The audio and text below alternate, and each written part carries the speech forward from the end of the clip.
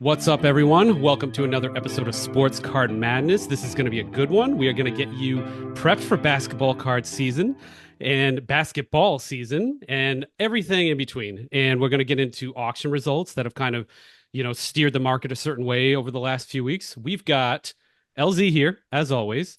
We've got Adam, the Real27Guy on Instagram, who I consider probably the most knowledgeable basketball card expert on the planet.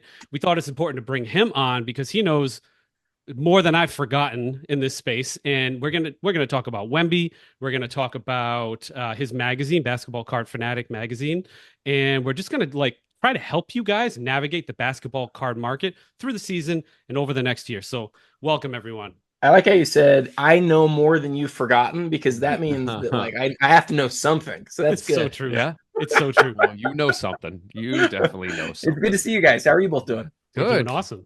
So let's just get right into it. I mean, one of the reasons why we wanted to have you on, Adam, was you're very involved in a lot of big auctions.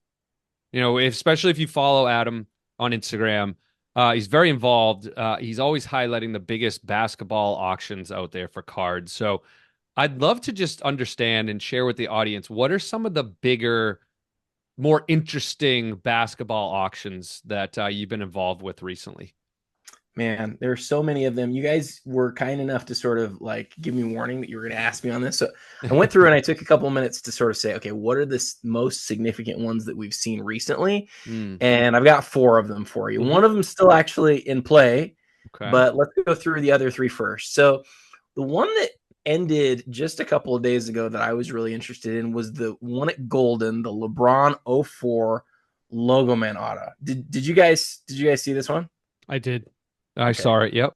Mm-hmm. So it closed at $854,000, which to me was interesting because I watched people's reaction to it. And this was on the heels of the Kobe 03 Logo Man auto.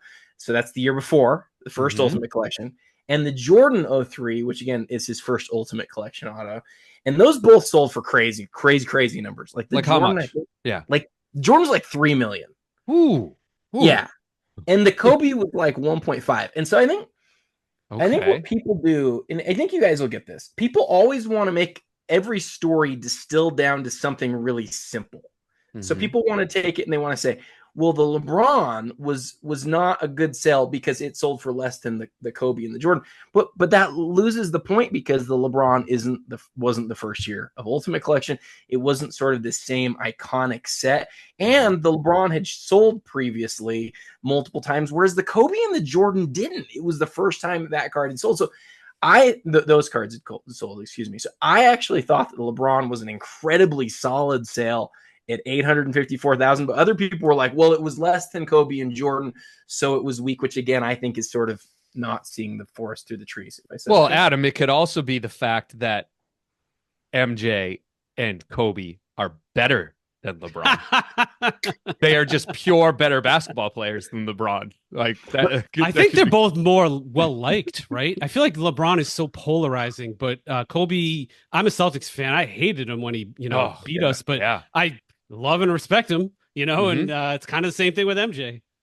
I want to take LZ's 10-second comment there and just cut it and go put it on a reel right now. Yes.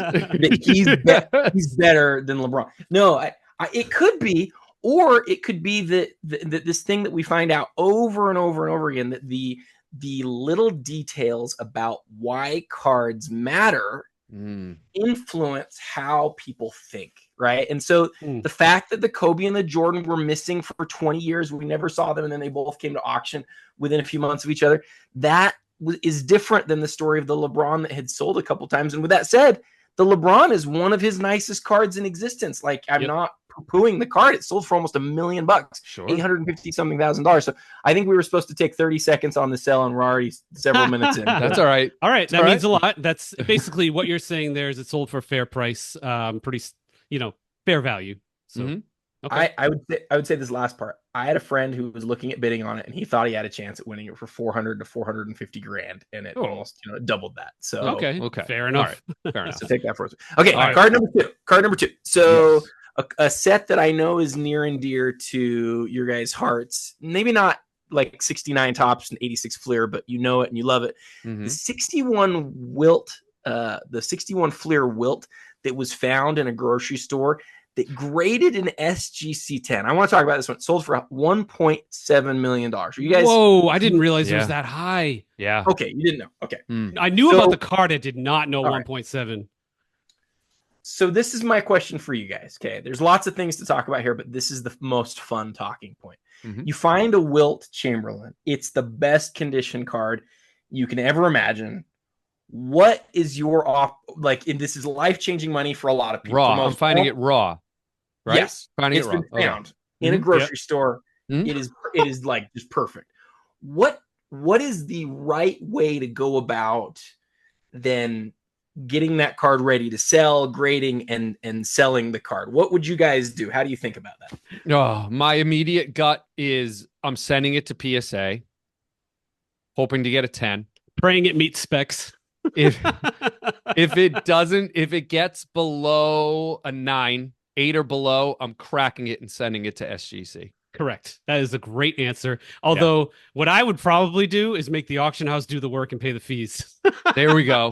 There we go, Nick. Yes. So I'd call 3 auction houses until one of them said, we'll take it. We'll handle all the grading fees and charge you 0% commission on the sale. That's what I would do. So I think your answers are great. And I'm going to say, I don't know what happened to this. I don't have any inside information. I'm not privy to anything. Okay. But the more that I thought about this and the more that I had people ask me questions about it, I realized that there may be a slightly different answer. So follow me to the punchline here just a little bit. So the first thing is, if it's just drop dead, like gorgeous, perfect, everything about it's exactly right, then it has a chance to get into a PSA 10 grade, as LZ said. If it is a PSA 10, it is like, there's only 3 of those in existence. I don't even think you can find an image of any of them online. I don't think I've ever seen one before. So that's how rare and tough they are to find. But if you send it to PSA and PSA says it's not a 10, is there a better option than just saying, yes, I'll take it in a PSA 9 grade? And I think what we found out with this sale is there is. And that is, became the only SGC 10. And so the order of operations now becomes not just PSA 10, then PSA 9. It's PSA 10, SGC 10, PSA 9. Right. And maybe a Beckett Pristine in there somewhere, but it's the odds of that would be, well, what's the point with that card, right? It's good enough. That's crazy. 1.7 is not like a 9. I don't know that. I don't know for sure what a 9 would sell for, a PSA 9 and a 61 Fleer. I should know this off the top of my head, but it's not 1.7. Like, it was better to send it to SGC for sure. But then the other question is, did it go to PSA first? And I don't know if it did. Yeah, we won't know that. That's the real question right there. And what if the guy who buys it then sends it to PSA and it gets a 10? That card is just, there's a guy in Vermont who has that card. Third of it is cut from the card, but it's signed, and he has offers for $250,000 cash for it.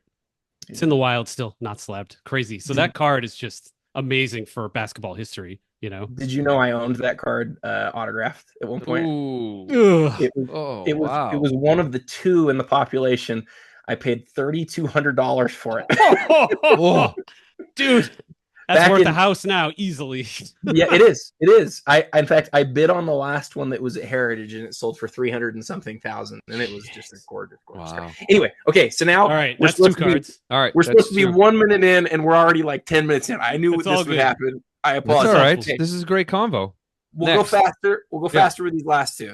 So the other one that has ended that I think is really interesting, another LeBron, is the one that was at the Sotheby's Fanatic Collect combo auction, and that was an 03 LeBron Exquisite. The 3-color did really well. BGSA sold for $432,000. A nice jump on that. And I think the question there that I think is worth asking is, what did you guys think about this auction style that brings like real celebrity types and does the live auctioning? What do you guys think about that, and how that can potentially influence values on cards that sometimes we might think of as like sort of like financial instruments, but when you're in that live auction setting, it's clear that maybe totally it can do different. Yeah, if you want to get the best price for anything, you go to a drunk charity auction. Okay, those are the rules. So, and this is actually even better than a drunk charity auction. You've got drunk celebrities, and it's open to the public. So you've got the public watching you, and you gotta have some certain gravitas there. Exactly.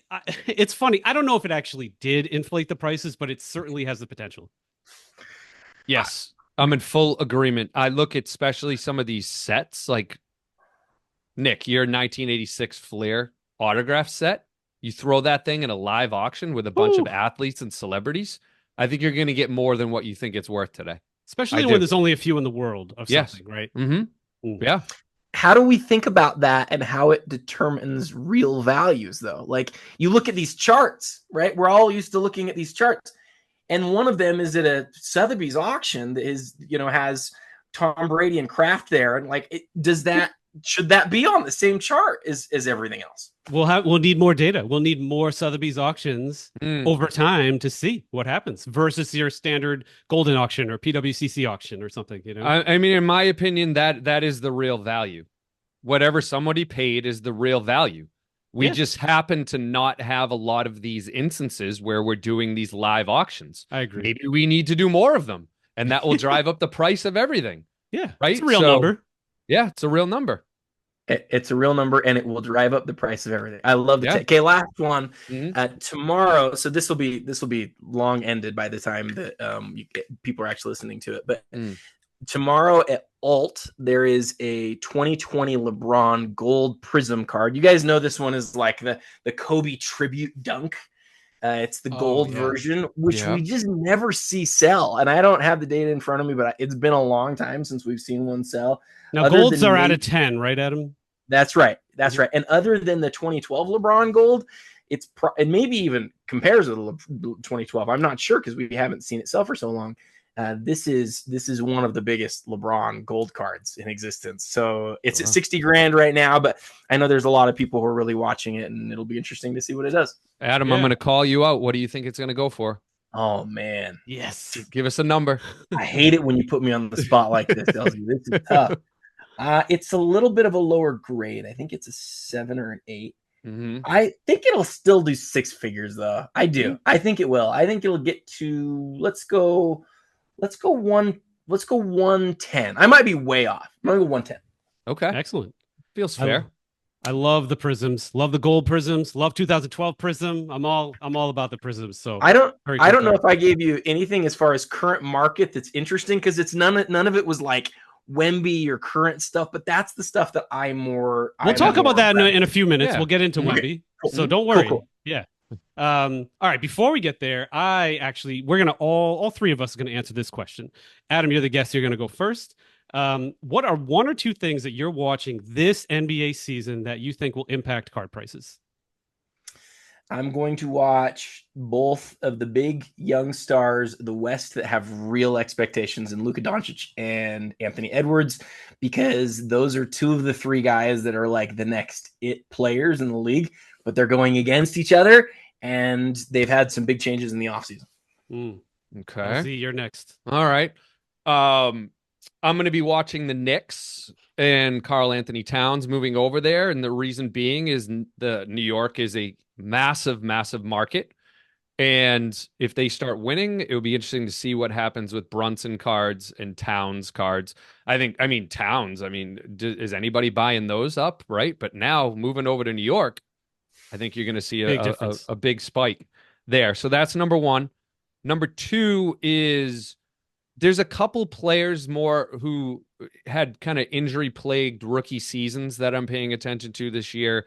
One being Scoot Henderson, and the other one where he did play last year and he played well, but I want to see another year under his belt is Chet Holmgren. I want to see the 2 of them and how they do with kind of a full year of being healthy and being in their systems. And yeah, I like it.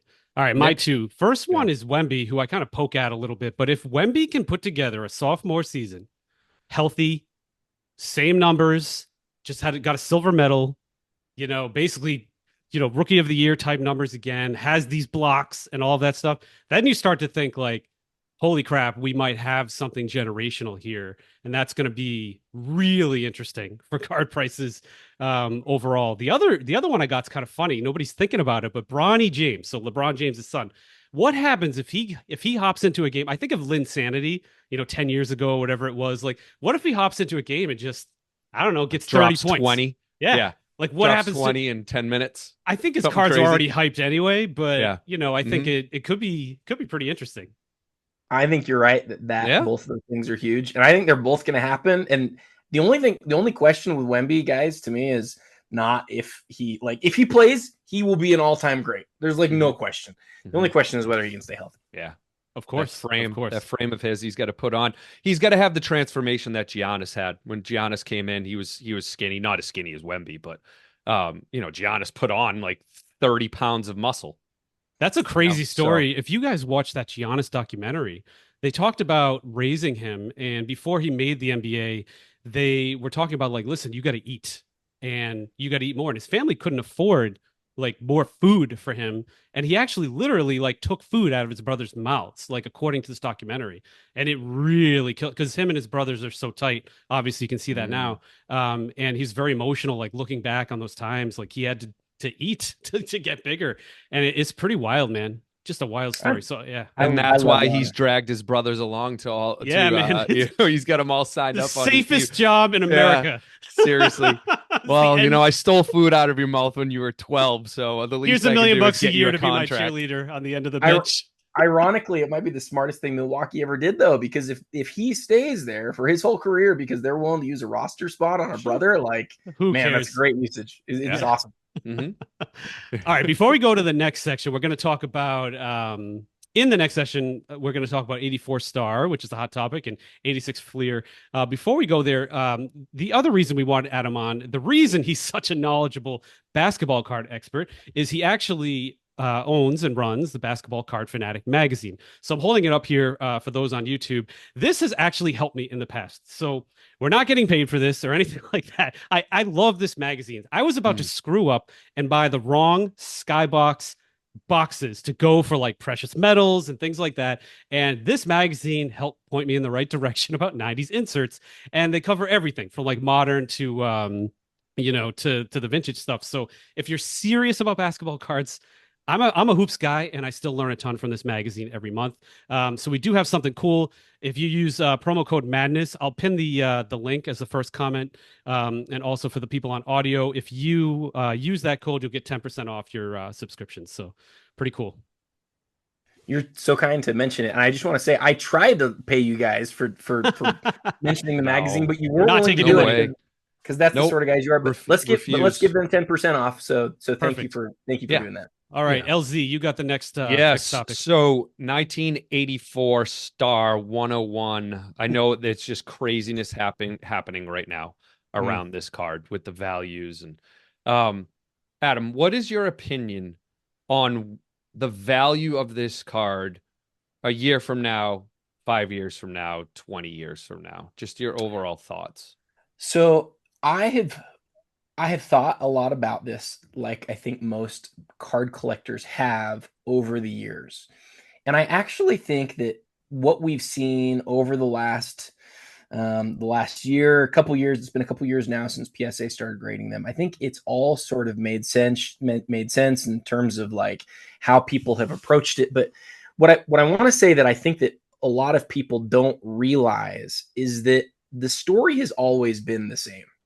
And that is that the Star has always been, and this is actually this is directly from my article in this month's copy of BCL. It's a nice looking cover. So ironically, we're talking about this, right? Yeah. We didn't plan that, and so it's glad it worked out that way. 1984 Star has always been the more expensive card. It always has. It will always be the most expensive card, in my opinion. Added between that and the Fleer, that like people are always like, which one do you think is better? And the question to me of which is better, not to like totally like sabotage my article that just came on and tell everybody basically what it's about. But when you say better, I think you can mean numerically two different things. You can say which one head to head is worth more, and you can say which one from a market cap perspective is worth more. The 86 Fleer will always have a higher market cap. It will always. I guarantee it. I mean, I don't guarantee it. I think it will always have a higher market cap because there's so many more copies and it's so much more iconic. But on a head-to-head basis, like the Star will always be worth more. It always has been worth more since we were little kids. And especially in the same grade because, and this is what I like about the Star, because it's so much of a tougher grade, even though they came in bags and so many of those bags were sealed over the years, the fact that they're so off-centered makes it a tough grade. So, what would you rather have? A PSA 9 Star, which is the highest. There's only 3 of those. Or a PSA 10 86 Fleer. You want the Star because there's 100 times less of them. Like 100 times less. So my friend MK Sports Cards wrote on his Instagram recently something that I basically agree with. He said, in the short term, we're going to see some bubble-like tendencies of this card. But there's not enough of the cards to ever like totally dive. It's not ever going to happen. Is it going to maintain where it's at right now? Is it going to increase? Is it going to, I don't know, but it's going to continue to be one of the most collected cards out there. It is still a top 10 to 12 most iconic basketball card of all time. I think it's a top 10 iconic basketball card of all time. And I think it'll do well along with the market as the years go by, but that doesn't mean we won't see some short-term bubble type stuff going on. And I know that I totally didn't answer your question, but that's sort of what I said. No, you did. Yeah, I loved kind of that the question that you posed around, would you rather a PSA 10 86 or a PSA 9 Star? It's not close, right? It got me thinking though. I mean, if you asked me like before we had this conversation, I don't know. I my gut would have been the 10, but like you're pointing out some really good points around it. It's just the pop count is just so much different. It's so much different. Yeah, it really struck me how rare it was. Yeah. I've got a signed one in the wild. I'm really hunting. I'm hoping to get that within a year. And I mean, the answer for me is both. I just want both. I want the 86 Fleer signed, and I want the 84 Star signed, the 101 in particular. Yeah. Obviously, not everybody can own both, so you have to make a decision. And it's interesting. But where you say signed, Nick, this is a really important like caveat to note here. They're both really rare signed. They are. Yeah. But if you're just talking about just the card itself, and by the way, I own an 86 Fleer Jordan and I love it. I love it. It's a great card. I'll never sell it. There's a lot of them. There's thousands and thousands of them. And it's so much more plentiful than an 84 Star. And so if you're just looking at the two head to head, it's easy to tell why the Star is worth more individually. But the 86 Fleer, most iconic basketball card ever made, and it always will be. Yeah, better picture and everything. Yeah. All right. We have 2 more things on the docket. I've got a random question for both of you, which is going to be fun.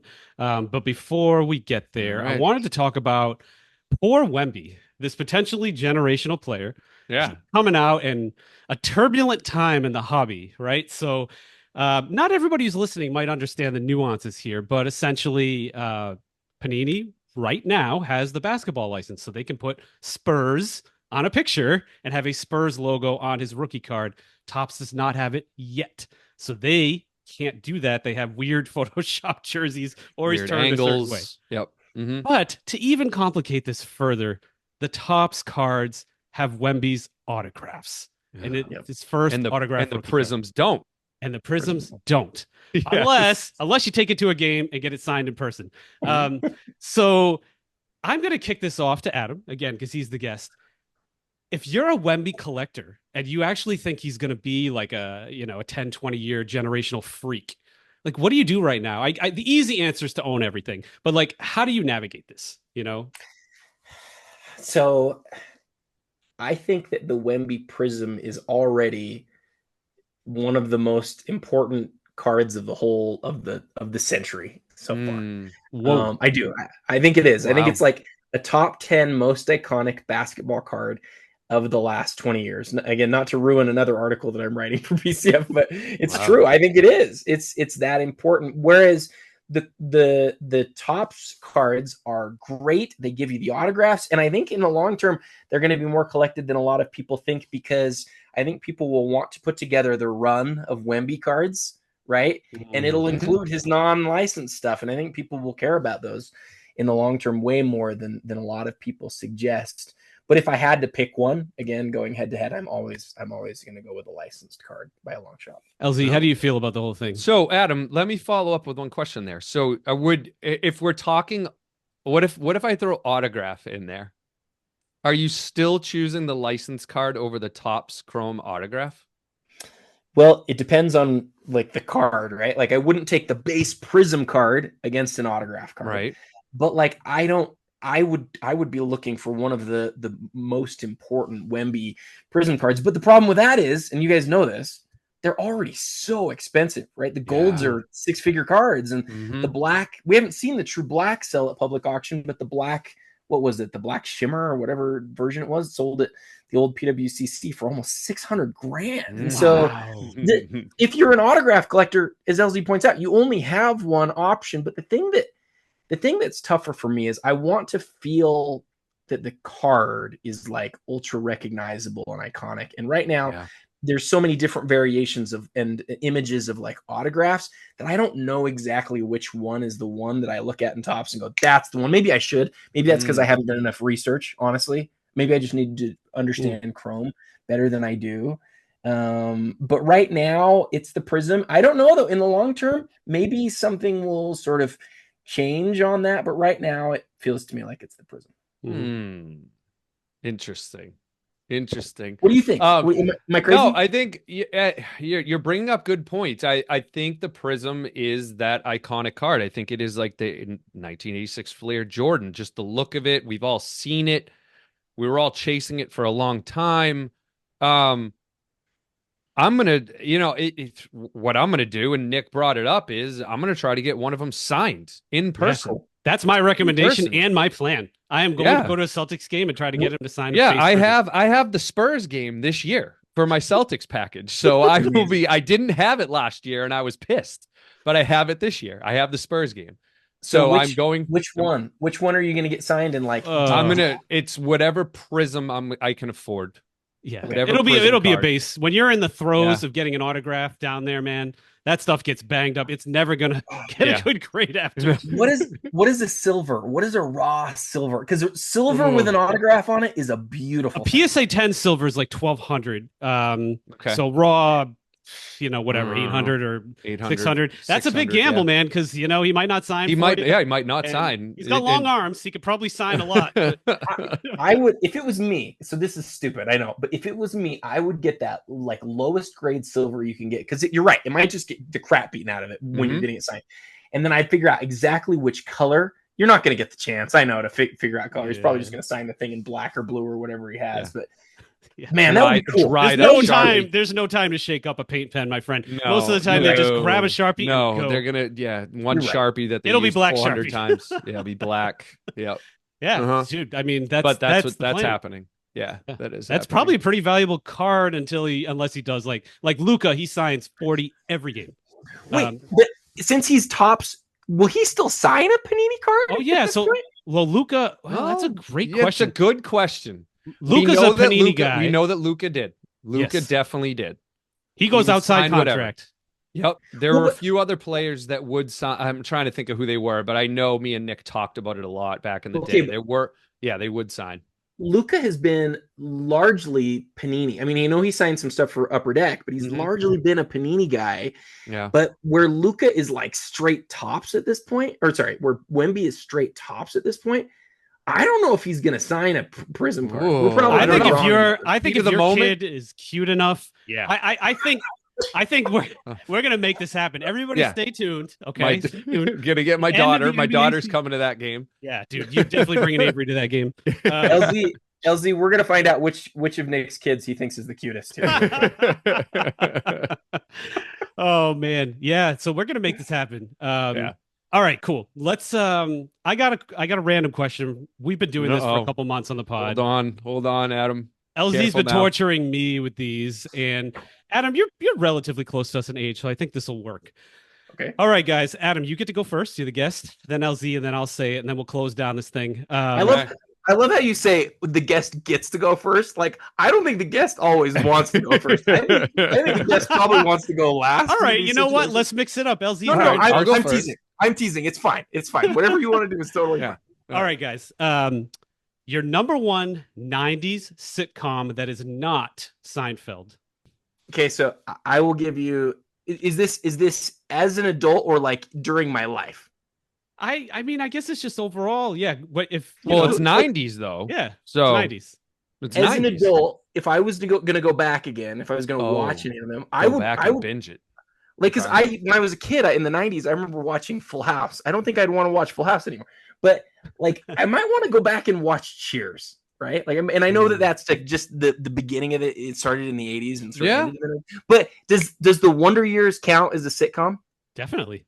It's the Wonder Years. Does it? That's funny. That's a sitcom? I mean, is it a drama? No, that's not really a sitcom. I'm not. All right. Yeah. It's not like 30 minutes of laughing, I guess. No. There's no laugh track with It's not like Friends and Seinfeld and Okay, you're not gonna allow that, but I'm still gonna go with the Wonder Years because that's one of my favorite shows. Oh, Wonder Years is great. Amazing yeah, show. You're the guest. We'll let you have that. it. I would not let Nick have that, but you are the guest, so I'm gonna let you have that one. All right. What's yours? For me, a couple come to mind other than Seinfeld. I'm gonna say Everyone Loves Raymond. That one made me laugh a lot. That show. I don't know, for whatever reason. I don't know if it reminded me of my family. I don't know why, but that one, yeah, I'll go with Everyone Loves Raymond. I dig it. All right, mine. What about you? I thought the easy one would be like, Friends, right? Because it's like number 2. Yeah. But for me, it was actually Fresh Prince of Bel-Air. The reason is, I grew up in a very waspy, white, like rural town. It was really cool to get like life lessons from that show about how things are different, for other people in the world and in the country. And to just be like an 11-year-old, 12-year-old kid, I actually learned a ton from that show. So it was awesome. And it was really fun and entertaining. It was. I just thought of some other ones now. Man. What do you think of? Well, this is kind of, I got to be careful saying this, but I'm going to say it anyways because it was an important show back in the day before he got in trouble. The Cosby Show, I thought was amazing. I think of that as the 80s, though, don't you? Yeah, more 80s. The top 3, I'll help you. I mean, it's obviously Seinfeld.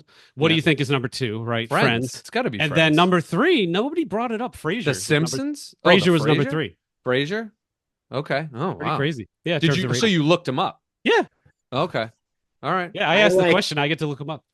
I like Fresh Prince more than all of those as well. I think that Fresh Prince is great.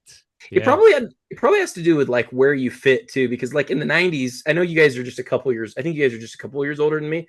So I'm 41. So heading into the 90s, right? I'm like 7 years old. But by the end of the 90s, like I'm remembering some of those shows a little bit. Better. For sure. Adam, for extra credit, you get to sing the theme song right now to Fresh Prince. Let's go. I'm not going to sing it. I do know it. YouTube would give me a copyright strike if I would love to play that song right now. But and Lameme James would like cut me out singing the song and would post it for tens of thousands of people. I just can't do that. All right. I think we should land this plane. LZ, why don't you close, my friend? All right. Well, Adam, thank you so much for coming on. We just want to give you a minute just to tell the audience, especially like if there's anything new going on with Basketball Card Fanatics magazine, what's going on there? How can people get in touch with you? How can people subscribe to the magazine? We gave out the code earlier. So this is your time to close it out. What do you want to say? So I would just say thank you guys for having me again. It's cool to have been on your show now a couple of times. And every time I listen to your show, every single time, I'm going to listen to 5 minutes. And then like sitting in bed, my wife's like, you need to go to sleep. And I'm like, I know, I just got to finish this episode. You guys are doing such a good job. Seriously, I'm not just saying that. And it's everything from CT scanners to 86 FLIR sets to like everything that you guys are doing, both the collector stuff and the sort of like, this is what we need to be covering in the hobby. Like you're hitting it all. And I'm just glad to know you guys and think you're doing a great job. Oh, yeah. If anybody wants to follow anything that I'm doing, obviously my Instagram at TheReal27Guy is great. Hit me up if you have any questions.